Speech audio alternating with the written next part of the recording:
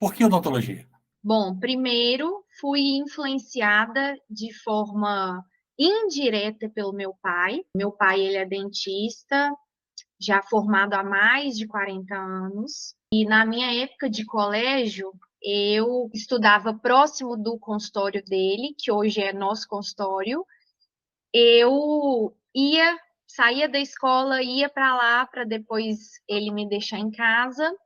E aí eu comecei a me interessar, querer ver o que que era a odontologia, com o que que ele trabalhava, e aí me apaixonei pela profissão. Ele queria que eu fizesse até medicina, mas aí eu falei, não, é odontologia que eu quero mesmo. Eu fiz a minha graduação na PUC Minas, que é uma referência, né, na área da odontologia, a parte laboratorial, a parte clínica mesmo. E o curso ele era integral. Eu ficava a semana toda e na parte da tarde, na parte da manhã também, e pegava algumas atividades extracurriculares ainda para eu fazer ou no período noturno, ou nos encaixes que eu tinha de uma aula e outra. E o que eu mais gostei, assim, que me fez continuar, é que a odontologia, ela é muito voltada para você cuidar, para você tratar do paciente, mas de um paciente que está num quadro assim mais estável, não igual à medicina. Hoje eu trabalho muito com essa questão de devolver autoestima, devolver mastigação para o paciente que não consegue comer direito, paciente que não consegue sorrir direito, que não consegue encontrar um trabalho por conta dos dentes dele. Então, eu vejo muito a odontologia como isso, como uma porta de ajuda para os pacientes a devolver essa alegria da vida mesmo, assim. Tratando de tratamento, né? Qual que você mais gosta? Qual que você fala, oba, hoje tem isso. Eba, o que eu vou fazer? Guigo, eu amo cirurgia, amo quando fala, nossa, vai ter um dente ali que tá perdido para eu tirar, já colocar um implante, fazer um enxerto. Eu amo. Assim, é claro que, né, eu não sou uma açougueira, mas quando eu vejo que realmente não tem uma forma de da gente salvar o dente, e eu falo assim, e o paciente topa tratar com os implantes dentários, eu amo. É um tratamento que eu amo. Eu adoro também fazer tratamento periodontal, raspagens, porque o paciente ele chega para mim me apresentando um quadro X, e aí eu vou conscientizando o paciente, eu vou literalmente moldando o paciente até a gente conseguir um resultado Y, que fica assim. Eu acho isso fantástico. Claro que o tratamento periodontal, o paciente ele tem que estar muito disposto, ele tem que entender da gravidade do caso dele, mas quando ele conscientiza, né, disso, da gravidade, e ele abraça a causa junto comigo, é fantástico. Eu acredito que são os tratamentos que eu mais gosto de fazer hoje. E beleza, você formou. Como foi essa transição, né, de uma graduada para o mercado de trabalho? Não foi fácil, porque a odontologia em si, ele é um curso muito caro, tanto a questão da mensalidade quanto a questão dos materiais. Então, você sai da graduação achando que você vai ali tirar pelo menos uns 4, 5, e quando você entra no mercado de trabalho, você vê que não é assim. Quando você fala mercado de trabalho, você está pensando em grandes cidades ou qualquer lugar que você for no Brasil vai ser assim, ou não? Como é que você vê isso? Eu vejo que nas grandes cidades está mais difícil ainda de você se consolidar, porque eu sei que em alguns estados e cidades mais no interior desses estados tem falta de profissionais. Mas não é só cárie que a odontologia trata, né? Com certeza não, Guigo. Ainda mais essa questão da odontologia estética. Hoje a odontologia estética está em alta, né? Teve o boom das facetas e tem muitos dentistas que negligenciam mesmo a questão da prevenção da saúde bucal de pacientes para colocar as facetas. Você falou faceta. Do que nós estamos falando? Guigo, as facetas, a gente tem elas em porcelana, temos elas em resina, que é quando desgasta, tem aquele desgaste no dente e vem com uma capinha, como se fosse. Eu ouvi falar lente de contato, é isso? Facetas, Faceta, lentes. lente. Tem a diferença entre faceta e lente é a espessura do material. As facetas, elas são mais grossinhas, as lentes, elas são bem fininhas. Muitos profissionais, eles negligenciam questão de o quanto que a gente pode desgastar do dente, o quanto que tem que ter um espaço ali entre a faceta, a resina, a porcelana e a própria gengiva, e aí começa a inflamar.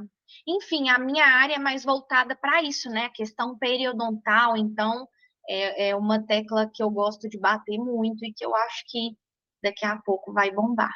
Entrando nessa área, né, da sua experiência, você formou, você fez algum curso? Você especializou de alguma maneira? Quem está no mercado de trabalho odontológico e não quer ficar para trás tem que sempre estar fazendo cursos, se atualizando. Eu já fiz um curso de pós-graduação na área de cirurgia oral menor, que são essas cirurgias na área de extração de sisos, dentes inclusos, no meio do céu da boca. Já fiz uma residência em implantodontia e periodontia, manipulação de tecidos moles, recobrimento das raízes. E agora eu faço a minha especialização em implantodontia e periodontia. Então, assim, vou fazer 4 anos de formada, eu já emendei já emendei depois o outro e o outro.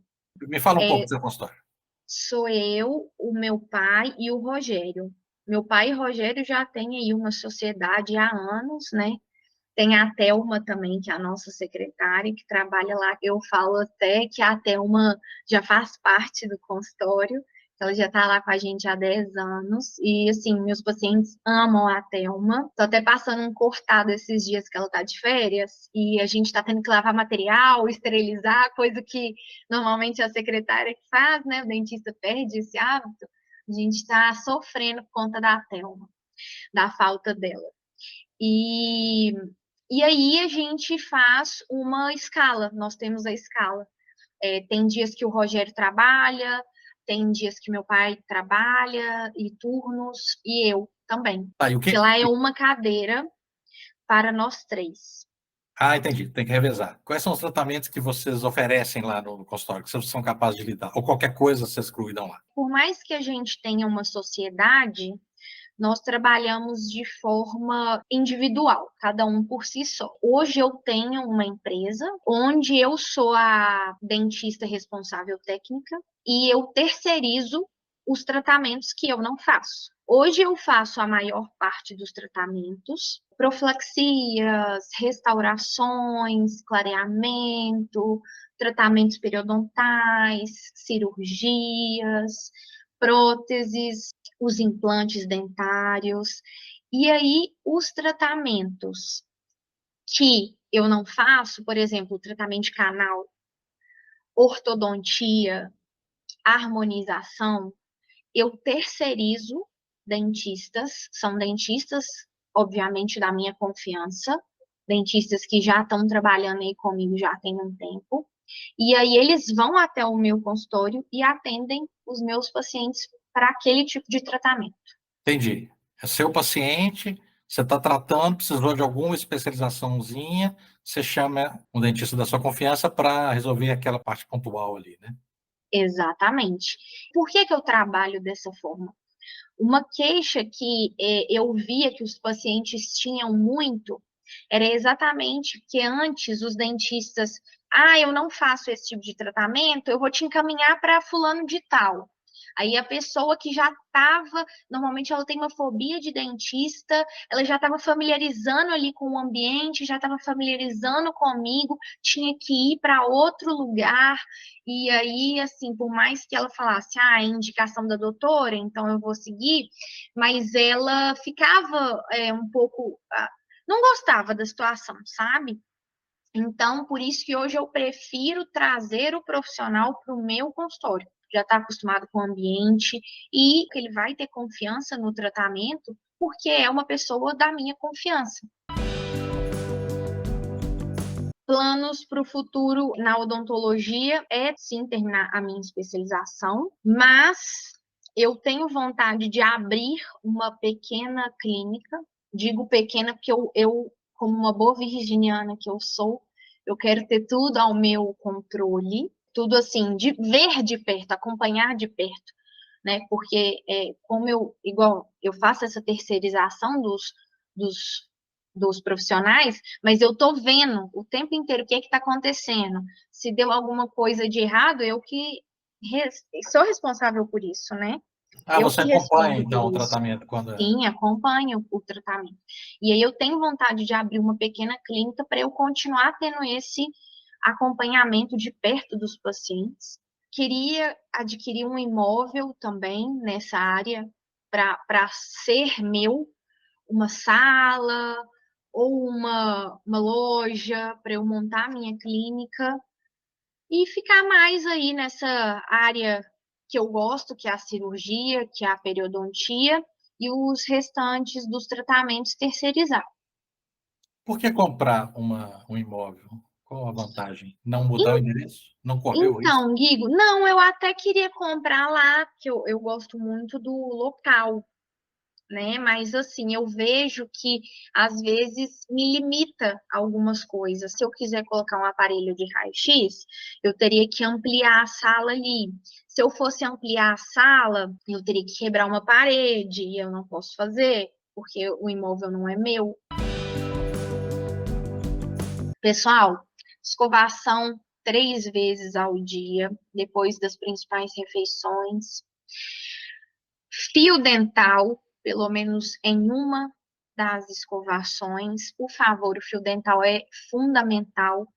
Entre os dentes, a escova, as cerdas da escova não conseguem limpar. A única coisa que limpa entre os dentes é o fio dental. Vamos ver o que é mais de cuidados. Realmente, você. Você falou três vezes ao dia passar fio dental. Agora, qual que é o mínimo? O mínimo são 3 vezes ao dia? Fala uma coisa que as pessoas possam seguir. Qual que é o mínimo? Uma vez ao dia, passar o fio dental e escovar 3. Você já viu essa? Eu tenho até aqui. Você já viu desse aqui? Você consegue ver? Já com. Ah, É Guigo, legal ou essa é não? Sabe, ótima. hã? É ótima. Eu Sabe indico, quando eu comecei a usar esse aqui? Com aparelho. Eu não conseguia passar fio dental com aparelho. Então, sim, com isso aqui funcionou. E aí eu hoje prefiro isso aqui do que fio fio dental. dental. Mas então ele é bom, funciona. É perfeito. Essas escovas interdentais, Guigo, principalmente aí nos tratamentos de doença periodontal, eu indico demais. A gente tem muito isso na nossa cultura de que a gente vai perder os dentes. Mas se fizer a consulta de prevenção, que é realmente uma profilaxia, uma raspagem, eu te garanto que você vai morrer com pelo menos 95% dos seus dentes. E eu falo isso porque eu tenho uma paciente de 93 anos que ela perdeu um dente só, a vida dela toda. Mas aí ela faz as consultas certinho. E a única coisa que a gente tem que fazer é a limpeza nela. Não tem que fazer mais nada. Essa de 93 é realmente impressionante, porque ela tem 93 anos, quer dizer que ela cresceu, né, numa infância em que não tinha a odontologia que existe hoje, e ela Não, cuidou do dente dela para ela ter do jeito que ela tem, ela cuidou a vida inteira, né, para estar sim. desse jeito hoje. A odontologia, ela se modernizou, ela vem se modernizando tanto que antigamente, quando as pessoas perdiam dentes, a gente tinha só as dentaduras para repor esses dentes, a mastigação, a fonética, e hoje a gente já tem os implantes dentários, né? Nós temos os implantes que são unitários, que é quando o paciente perde poucos dentes, né? E aí a gente só repõe aquelas falhas, ou a gente tem de boca toda, que aí a gente instala de 6, 4 implantes na boca e faz como se fosse uma dentadura fixa nos implantes, que revolucionou a odontologia também, porque o paciente ele tem muito mais conforto para mastigar e a dentadura não ficar basculando. Ele pode ir num casamento, numa festa e não ficar com aquele medo da dentadura cair da boca. Mas é para todo mundo o implante, Raquel? A maior parte das pesquisas dizem que sim. Nós temos algumas exceções, como pacientes que fazem uso de bifosfonatos, que é um medicamento que prejudica muito o osso, sabe? Pacientes fumantes também, o prognóstico não é tão bacana.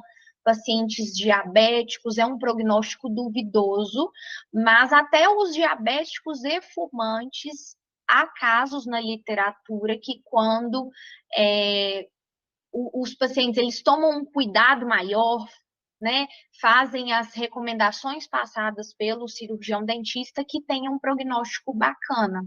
Só que é difícil a gente também falar sobre prognóstico, porque às vezes eu posso ter sucesso de 1 ano no tratamento, mas o paciente ele quer um sucesso de muitos anos, né? Então, assim, realmente só se tiver esse acompanhamento mesmo de pertinho com o dentista que vai ter um prognóstico legal. A minha pergunta é porque eu já ouvi que, não sei, uma gengiva fina, uma gengiva fraca, isso tem a ver, não? É gengiva que chama? Onde você põe o dente? A gente bota o implante no osso, No osso. né? É o osso da boca, né? Tem um osso menor, um osso mais fraco? Existe isso, não? Existe. Normalmente o osso da mandíbula, ele é um osso mais cortical, ele é um osso mais duro, e o da maxila, ele é um osso mais poroso. Então, assim, até de regiões da boca, na parte de trás, na parte da frente, isso tudo são fatores que a gente leva em consideração. A gente sempre pede um exame, né, complementar, uma radiografia, uma tomografia, para avaliar como que está essa densidade do osso, a espessura, a qualidade do osso mesmo, para ver se vai precisar de um enxerto de osso, juntamente com a instalação, como que pode ser feito, mas isso assim, é realmente um plano de tratamento que tem que ser elaborado para cada paciente, sabe?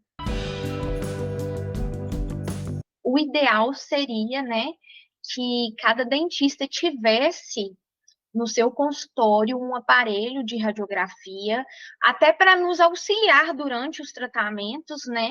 E fica mais cômodo para o paciente também, mas a gente sabe que a realidade não é essa.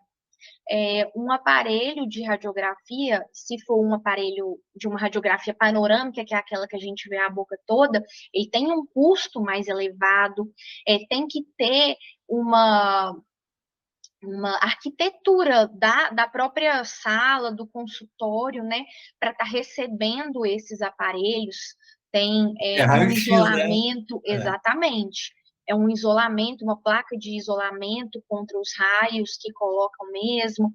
O ideal seria, Guido, mas a gente sabe que na realidade a maioria dos casos não é assim. Tem as clínicas radiográficas, as clínicas, né, de radiologia, que elas têm os especialistas nessa área, que inclusive fazem os laudos quando necessário. Sempre quando a gente pede uma tomografia computadorizada, que é o exame mais completo que a gente tem aí para a odontologia, para olhar essa questão de osso, de dentes mesmo, sempre vem um laudo, é super bacana. E ela é em 3D, que a radiografia normal não é. Eu trabalho no meu consultório com alguns artifícios para tentar deixar o ambiente mais leve. Eu sempre coloco um cheirinho gostoso, coloco uma musiquinha de fundo. Eu tenho uns travesseirinhos de colocar para deixar o paciente mais tranquilo. Quando o paciente, porque dentista trabalha com tudo muito gelado, né? Ar-condicionado no talo. Então, assim, eu tenho uma mantinha para quando o paciente também ele sente frio colocar. Essas coisas eu tento deixar o ambiente mais agradável. Mas eu sei que muitos pacientes têm essa questão da fobia de dentista, né? E eu percebo que quando o paciente ele faz um tratamento, principalmente mais longo comigo, a cada consulta é um passinho de melhora dessa questão da fobia mesmo. Eu tenho pacientes que falam: Nossa, você tirou meu medo de dentista. Isso para mim é assim, ganhei. Sem Ganhei na dúvida. Mega Sena. Eu inicio a primeira consulta fazendo uma anamnese. A anamnese é um exame e é uma conversa que eu tenho mesmo com o paciente para eu saber o histórico de doença dele, se tem alguma doença, alguma comorbidade, se tem alergia a alguma medicação, para eu saber, né, qual medicação que eu posso passar, anestésicos que eu posso estar utilizando, para eu saber também qual que é a queixa do meu paciente. Não adianta nada, Guigo, eu chegar para um paciente e falar: olha, você precisa de aparelho ortodôntico, se o meu paciente chega para mim e fala: doutora Raquel, eu não quero de jeito nenhum colocar aparelho. Eu já fui em dentistas que me explicaram que eu preciso de aparelho e tudo mais, mas eu não quero usar aparelho. Então, para eu saber realmente qual que vai ser o plano de tratamento que eu vou seguir para esse paciente. E para ele ficar satisfeito com o resultado e ser algo funcional também, né? E aí, depois da gente fazer essa anamnese, o paciente vai para a cadeira para eu fazer um exame intraoral, que aí eu já olho, tenho uma noção, né? É, sabendo as queixas e vendo o ambiente ali, os exames que eu vou pedir, complementares, de tanto radiografia quanto exame de sangue. Eu peço risco cirúrgico muito, como eu opero bastante, né? E aí, depois, o paciente faz esses exames, traz para mim, e aí eu apresento o plano de tratamento dele, né?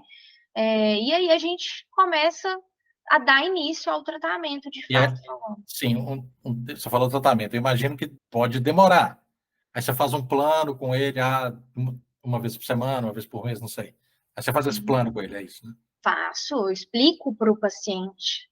Não adianta eu falar, olha, você precisa disso, disso, disso, disso, e não explicar para o paciente, né? Eu gosto que meus pacientes entendam o que eu vou fazer na boca deles, até para a gente estabelecer uma relação de confiança. Claro. Então, eu gosto de explicar tudo do plano de tratamento e a gente vê como que vai ser melhor para o paciente, como que vai atender ele, tanto em questão, igual você falou, das marcações das consultas, tem algumas consultas que realmente tem um período que a gente tem que ficar sem consultas, mas tem umas que dá para a gente fazer por semana.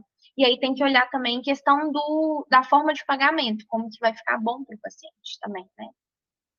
Você tem alguma técnica, alguma artimanha para fazer que eles consigam te entender e te sigam as suas orientações? Olha, Guigo, então, eu tento explicar para o paciente de uma forma que realmente ele vai entender o que que ele precisa, é, a odontologia ela é muito também assim uma via de mão dupla. Eu vou lá, vou dar o meu melhor, mas o paciente também tem que criar o hábito, por exemplo, de usar o fio dental. Porque não adianta nada eu estar, às vezes, dando uma recomendação e ele não seguir em casa. E também tem muito essa questão da persuasão, né, Gui? Eu tenho que ser uma pessoa com uma persuasão boa, com um poder de persuasão bom, tanto para o paciente abraçar o tratamento, quanto para o paciente fechar o tratamento comigo, e tanto para o paciente ter confiança em mim, porque você não vai abrir a boca para qualquer pessoa. Pelo menos era de se esperar que não. Plano odontológico, existe isso? Tem os convênios odontológicos, né? Eu já trabalhei no início com planos odontológicos. Hoje não é algo que, pelo menos por hora, que eu tenha em mente de voltar a trabalhar, porque, infelizmente, os planos odontológicos, eles pagam muito mal para o dentista. Por exemplo, uma limpeza, eles pagam R$ 30, uma restauração, R$ 18. Eu sei que a odontologia, ela não é barata, então várias pessoas recorrem aos planos odontológicos como uma alternativa para não deixar de tratar, mas assim, eu vejo que a partir do momento que o dentista ele realmente vai se consolidando ali no mercado, vai fazendo a clientela dele, ele vai realmente abrindo mão. Como você faz, então, seu cliente não tem um plano, mas ele quer tratar, quais são as opções, então, já que não tem plano? Então, Guigo, eu tenho maquininha de cartão que eu divido para o paciente. É claro que também a gente olha uma forma que vai ficar boa para o paciente e uma forma que vai ficar boa para mim, né? Mas também eu até tenho alguns pacientes que eu tenho que já tem um tempo maior que estão comigo, que se eles precisam dividir, hoje aí com a facilidade do Pix, eles fazem direitinho, é impressionante, eu nem preciso cobrar, a gente combina o dia, eles pagam as parcelinhas deles direitinho, sabe? Entendi. Então, quer dizer, um tratamento odontológico é caro, né? Então, a solução é dividir, ou no cartão ou no Pix, né? Aposto que tem um monte de história interessante. Várias, Guigo. Conta uma aí, Meu Raquel. Deus. Ó, vou contar uma assim voltada para essa questão da fobia mesmo, para você ver que não existe só com pacientes, pessoas da própria área da saúde. Como eu mexo com cirurgia, já apareceram estagiários para me acompanhar na minha rotina. E aí eu falei, olha, vamos lá, então você vai me auxiliar na cirurgia, você está preparado? Estou preparado. E aí, quando foi, né, me auxiliar, afastar, sugar e viu o campo aberto, desmaiou, Guigo. O paciente com a boca aberta, eu operando, tirando um terceiro molar, que é um siso incluso na mandíbula. É assim, porreta, difícil pra caramba. E aí o paciente estava colaborando, estava ótimo. Quem desmaiou do meu lado foi exatamente auxiliar. Aí eu, meu Deus do céu, falei com o paciente, espera um pouquinho, coloquei uma gazinha ali, tirei a luvas e fui ajudar a auxiliar. E aí? Aí que eu Ela coloquei ela voltou. sentadinha, coloquei. Não, não abordei a cirurgia, não. Coloquei o paciente, a auxiliar sentadinha, dei uma água para ela e falei: olha, relaxa, respira, eu vou continuando aqui, assim que você puder, que você vê que você está melhor, você volta lá para continuar me auxiliando e acompanhar a cirurgia, se você achar que vale a pena. E o paciente continuou lá. Continuou lá, de boca fechadinha e é Boca isso. fechadinha, não, boca abertinha, né? Não, mas eu tinha colocado uma gazinha, né, para não sangrar e pedi para ele fechar, para também não cansar a articulação, né, Guigo? Principalmente essas cirurgias que são um pouco mais complexas, o paciente força muito, né, a musculatura, a articulação. Então, quanto menos eu precisar que ele fique de boca aberta, melhor. Tem gente que tem uma abertura muito boa, que é o padrão ouro para os dentistas, mas tem pacientes que têm uma abertura mais limitada.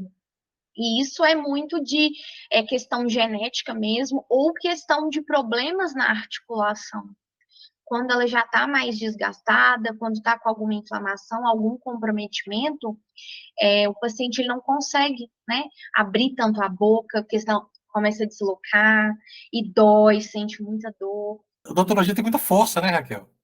Você tem que abrir a boca, enfiar lá, tirar um dente, quebrar um dente. Como é que é isso? Musculação? Digo, total. Mas, assim, a gente tem essa questão mesmo de força, mas também é muita habilidade, né? A partir do momento que você vai ficando mais, você vai se familiarizando mais, você vai criando mais o hábito de fazer aquilo, você vai tendo estratégias que você vai fazendo. Quando eu opero, eu fico o tempo inteiro pensando: o que que eu vou fazer aqui? Eu tenho que cortar esse dente, eu tenho que cortar esse osso, para facilitar para a cirurgia ser mais rápida. Porque senão eu canso e o paciente também. Eu imagino que, falando sobre mentores, eu imagino que seu pai foi um mentor seu, né? Com Você teve certeza, outros, não? Guido. Bom, eu tenho Meu pai, ele foi um mentor para mim, muito voltado para essa área de prótese, que não, ele morre quando eu falo que eu não sou muito fã de prótese. Eu acho que ele queria que eu fosse, mas nessa área de prótese, sempre quando, inclusive, eu estou lá no consultório, eu pego um caso mais complexo de prótese, eu peço ajuda para ele. E ele me ajuda, assim, com o maior prazer. Só que eu tenho também referências para mim na odontologia, nessa área de cirurgia. Inclusive, hoje, onde eu faço a minha especialização é por conta de um professor, ele chama Daniel Guião, que é uma referência para mim nessa área, tanto de competência, ele opera lindamente, ele faz uma cirurgia assim com uma classe, sabe? Você vê que realmente a pessoa ela sabe o que ela está fazendo, ela tem destreza para estar fazendo aquilo. Não utiliza da força, né? Já virou tanto uma habilidade que a pessoa dança ali, ela faz uma dança. Eu tô vendo muito amigo meu, dentista, fazendo nessa linha da estética, né? Botox. Uhum. O que que tem a ver Botox com odontologia, Raquel? Me explica. Bom, Guigo, vamos lá. A odontologia é a área da saúde que mais estuda a região de cabeça e pescoço. Não sei se você sabia disso. Para mim, foi a matéria mais difícil, inclusive, do curso. Anatomia 2, cabeça e pescoço. Então, vem aí, né, a área da harmonização da ROF, que veio com os preenchedores, com os botox, com os cuidados de pele mesmo, e tem tido um atrito grande aí a odontologia com a medicina, a biomedicina também, esteticista. Eu acho que assim já até começou a bagunçar um pouco demais, sabe? Mas nem vem a minha ossada porque não é a minha área. O Botox, ele nada mais é do que a aplicação da toxina botulínica nos músculos da face para relaxar a musculatura. Por isso que perde-se um pouco dessa questão das expressões, assim, né? Que ele relaxa a musculatura e não deixa marcar a musculatura contrair tanto. Você falando, né, que vocês estudam na odontologia muito cabeça e pescoço, né? Anatomia, então. Então, na verdade, não só Botox, né? Mas eu imagino que um acidente, reconstrução, quem faz? Vocês ou o médico? Tem uma área na odontologia, porque a odontologia tem muitas áreas, né? Você deve ter percebido. Um pouquinho que eu tô falando aqui, cada hora eu falo de um. Tem uma área que chama bucomaxilofacial, que são os dentistas que fazem esse tipo de reconstrução, que estão aí na linha de frente do João 23, do Odilon. São dentistas especializados em acidentes, quando o paciente ele tem um acidente e quebra os ossos mesmo da face, eles que fazem todos esses tipos de reconstrução. Cirurgias ortognáticas também, quando o paciente ele é classe 3 ou quando ele é classe 2, que tem a mandíbula muito pequenininha, eles que fazem esse tipo de reconstrução, de cirurgias. É uma área, assim, que eu admiro muito, porque eu não sei se eu teria muito fôlego para ela. A gente já está ali mexendo com artéria, com veias, com nervos, que assim, se a gente não souber muito bem de anatomia e se a gente não for muito cauteloso, a gente causa uma hemorragia, a gente causa uma parestesia. Então, assim, cirurgia é uma área que realmente tem que ter muita cautela mesmo e muito conhecimento.